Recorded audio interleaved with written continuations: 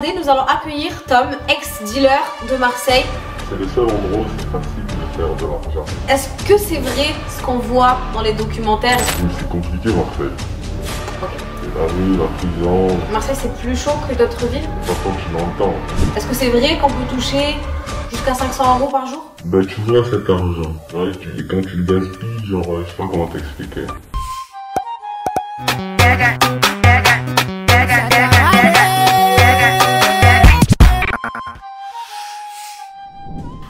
Tout le monde, j'espère que vous allez bien. En tout cas, moi ça va.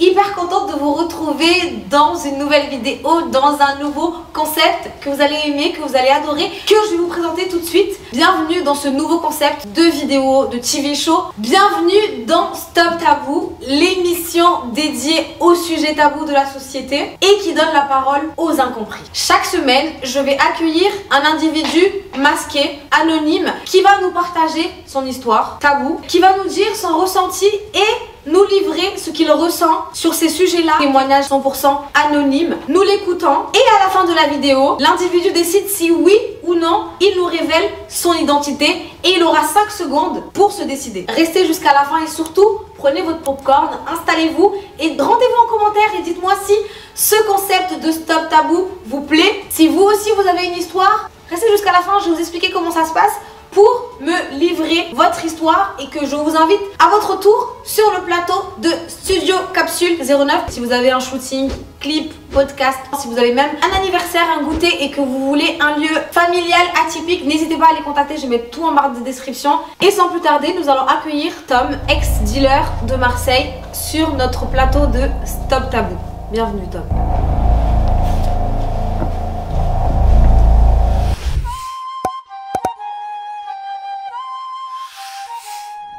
Bonjour Tom. Bonjour. Comment ça va?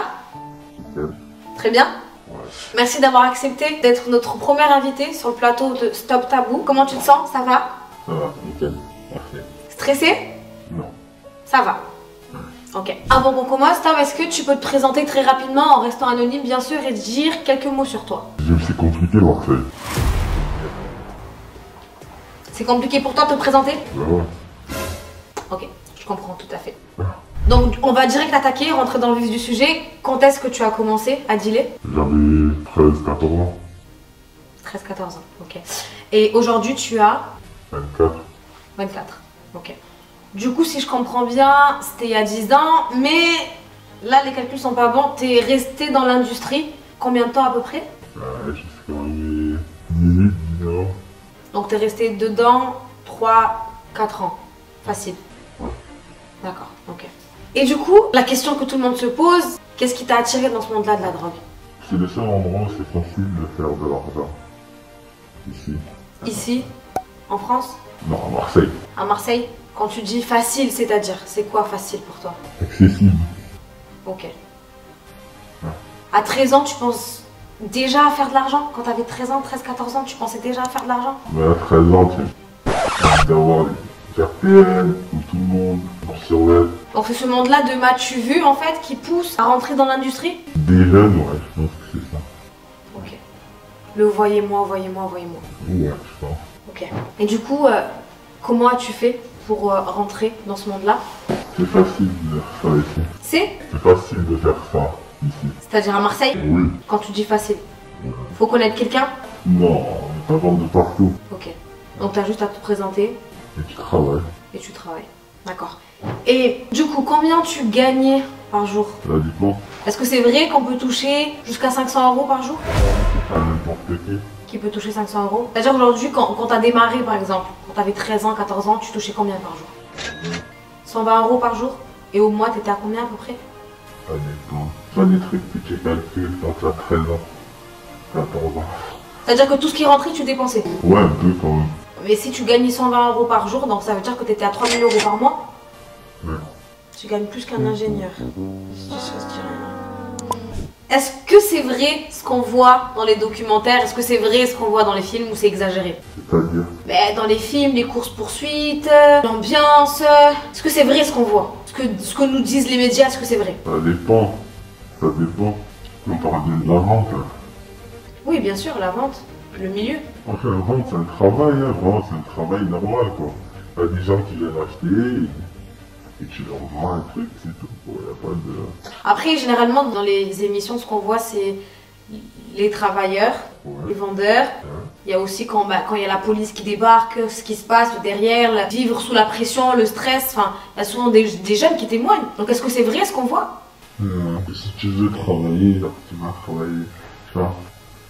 Et si tu veux pas travailler, tu travailles pas. Donc, les médias exagèrent selon toi? Ouais. C'est le seul moyen, on va dire, accessible de faire de l'argent directement, sans qu'on dise non partout, en fait. Parce que même si on dit que c'est facile de travailler à McDo, c'est pas facile, en fait. Donc, c'est plus facile de travailler dans la drogue que de travailler à McDo selon toi? Oui, totalement. Vraiment. Parce que ton travail, il consistait à quoi? Quand t'es vendeur, qu'est-ce que tu fais? Tu t'assois et tu vends. Et tu vends. À McDo aussi, Voilà. tu vends. Et à 13 ans, tu vends pas vraiment, tu vois ce que je veux te dire? Tu guettes? Ouais, oui, tu guettes, tu vois. Ouais, c'est ça. D'accord.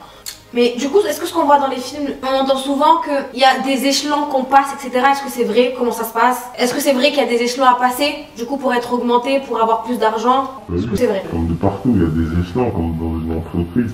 Et si tu travailles bien, bah, T'es récompensé, c'est ça? bah, comme n'importe qui dans n'importe quel travail. Et quand tu travailles pas bien? Bah, t'es viré. Mais du coup, par rapport à ça, tout ce qui est histoire de cœur, histoire de femme, pour rester dans ce stéréotype de ce que les gens pensent, ce que les gens disent, on dit beaucoup aussi que quand on est dans ce monde-là et qu'on est dealer, on attire plus de femmes, on a plus de facilité à pécho des meufs, comme on dit en langage des jeunes. Est-ce que c'est vrai? Ça dépend. Tout dépend.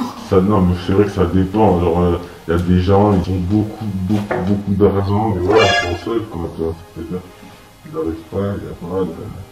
Tandis qu'il y en a, ils vont faire un peu, peut-être pas beaucoup, mais ça va.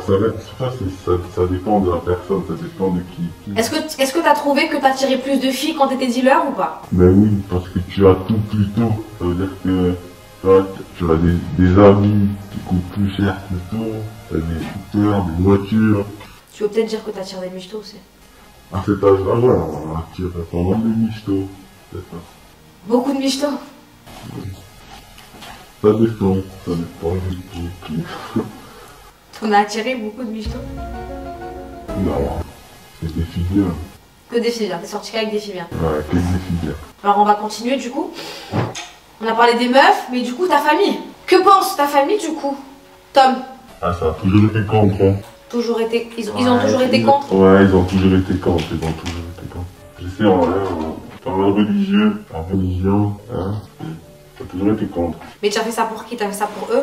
Ouais, oui, à un moment donné, oui, un peu quand même. À un moment donné quoi du coup? Faut quand même survenir, il y a de l'argent, faut quand même essayer de survenir aux besoins de la famille, tu vois. Donc tu l'as fait parce que tu voulais subvenir aux besoins de ta famille, c'est ça? Au début, quand tu as 13-14 ans, tu veux dire, voilà, faut un peu comme tu as dit, des chaussures, quelque chose, mais une fois que tu vois que c'est de l'argent, du vrai argent, et que tu peux en faire quelque chose, voilà, tu le fais un peu quand même pour ta famille. Tu manquais de quelque chose? Non, on n'a jamais manqué de rien. Mais tu voulais aider ta mère, c'est ça? La famille, c'est normal. La famille? Ouais. Ok. Est-ce qu'ils ont été au courant tout de suite? Comment ça s'est passé? Comment ils ont été mis au courant? Comment ça s'est passé quand ils l'ont appris? Comment ça s'est passé? Ça c'est très vite, hein, comme ça, ouais, c'était très... T'étais directement à la cité? Tu travaillais directement dans ta cité? Ouais. Chez toi? Là où tu habitais, tu travaillais directement là-bas? On travaillait un peu partout. Ouais. Tu bougeais? Ouais, c'est pas vrai. Comment ils ont su du coup? Comment ta mère a su ce qui se passait, où tu travaillais? La cité, ouais, c'est commencé, c'est en bas. Ça c'est directement, tu as l'air libre, tout le monde te voit, les gens y passent. Donc ta mère est passée, elle t'a vu, ou des gens sont passés et l'ont dit à ta mère? Non, ta mère elle passe en bas, elle te voit. Je t'entends pas. Elle passe en bas, elle te voit, quoi. Dans ta situation, parce que dans ta situation à toi, ta mère est passée et t'a vu? Et comment ça s'est passé du coup ce jour-là? Elle est très mal, comme tout le monde, toi. Elle est toujours contre. Mais bon, elle peut rien faire, tu vois. C'est ton choix. Voilà. À 13 ans, t'as supporté cette décision-là et t'as dit non et t'as continué. Non, à 13 ans, 13 ans, tu te caches. Au début, tu te cachais et à la fin, tu te cachais pas. Mais du coup, aujourd'hui, que tu n'es plus dealer, je suppose que t'as appris. Pourquoi as-tu décidé de quitter ce milieu? Concrètement, Ouais. j'ai décidé de quitter ce monde-là pour ma famille. C'est-à-dire? Pour être protégé D'accord. de tout. tu commences à te sentir en danger? Ben ouais, après c'est ça, c'est pas que en danger, tu vois, c'est la rue, la prison, tu sais, ça va vite. Hein. T'es déjà allé en prison du coup? Je peux faire regarder ça pour moi. Pas de soucis. Mais du coup, j'aurais aimé te poser une question avant de te poser la dernière question. Quand tu avais cet argent-là et que tu avais beaucoup d'argent à dépenser, etc., tu le dépensais pour qui, à part toi? Mais à part toi, tu le dépensais pour qui? Est-ce que tu dépensais quand même cet argent-là pour ta famille? Oui. Et est-ce qu'ils acceptaient ces cadeaux du coup? C'est pas des cadeaux, c'était quand t'es dans le besoin, vraiment, tu sais, quand t'en as besoin. C'est pas dans tu veux, c'est t'en as besoin, tu vois, c'est quoi. Ok, donc, malgré qu'ils soient contre, mais vu qu'ils sont dans le besoin, ils ont quand même pris cet argent-là, pardon. Ouais. Des fois, t'as pas vraiment le choix, tu vois. Mais est-ce qu'il est arrivé un moment où ça s'est quand même stabilisé, où ils ont eu le choix quand même de prendre cet argent ou pas? Ouais, ils ont toujours refusé, mais ils te donnent pas des formes même propres, quoi. Tu poses et tu t'en vas? Ouais, tu poses et tu t'en vas. En parlant de médias, parlant de films, est-ce que, selon toi, est-ce que pour toi, il y a un film qui représente le plus l'industrie de trafic de drogue? Genre de nos jours, elle Chouf. Chouf? Ouais. Pour toi, ça représente le plus Marseille? Tu l'as déjà vu? Non, je l'ai pas vu. Ouais, je t'invite à regarder. D'accord. On va dire que ça montre un peu une idée vague de ce que ça peut être. Une idée vague ou une idée précise, du coup? Parce que tu me dis que ça représente le plus. Précise, mais après voilà, on précise jamais tout, tu vois. On précise, ouais. Ok. Ça se rapproche le plus.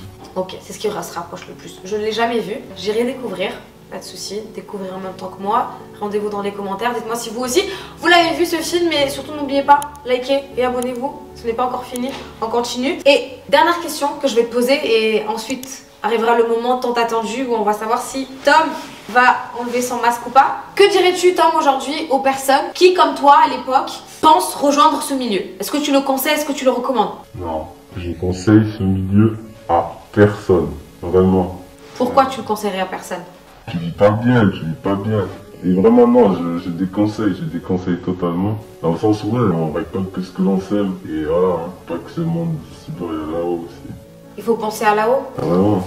Ah, on va tous partir là, comme ça. Et voilà, on est très religieux et qu'à l'enfer, on va dire. On récolte ce que l'on sème. Vraiment. Et voilà, non, ça vaut du travail.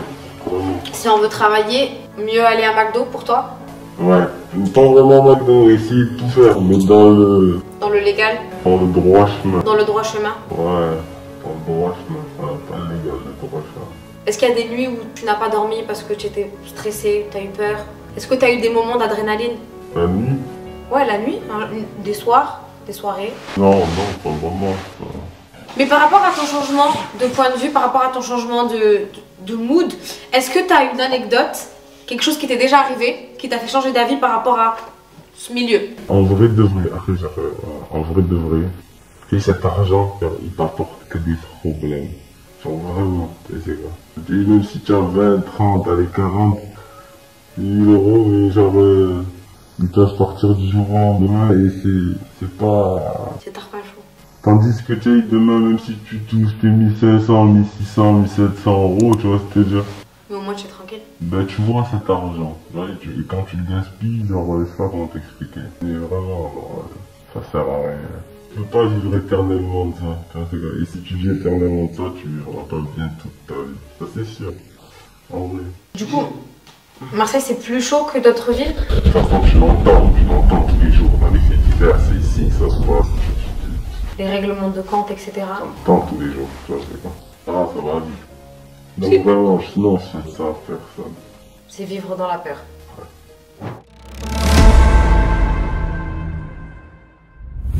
Alors, c'est la fin de cette... j'ai plus de questions pour toi. Par contre, c'est le moment tant attendu pour nous tous. 5 secondes où Tom décide si oui ou non il enlève son masque, si oui ou non il nous révèle son identité, s'il nous montre qui est caché derrière Tom, qui est le vrai Tom. On va compter ensemble. Vous êtes prêts? 5, 4, 3, 2, 1. C'est ça. Il s'est taillé. Elle est marrante, C'était un an. Ok, en tout cas les gars, c'est la fin de ce premier épisode de Stop Tabou, l'émission TV show préférée, hein? Bien sûr, bien entendu, ça va devenir votre émission préférée dès maintenant. Donc likez, commentez, abonnez-vous si ce n'est pas encore fait. Si vous avez vous aussi une histoire taboue, que vous voulez la partager anonymement bien sûr et que vous voulez que je vous invite sur les plateaux de Top Tabou TV Show en ma compagnie dans les locaux, dans le studio Capsule 09, je reprécise et je vous mets tous les liens en barre de description. Dites-moi aussi ce que vous avez pensé de cette vidéo.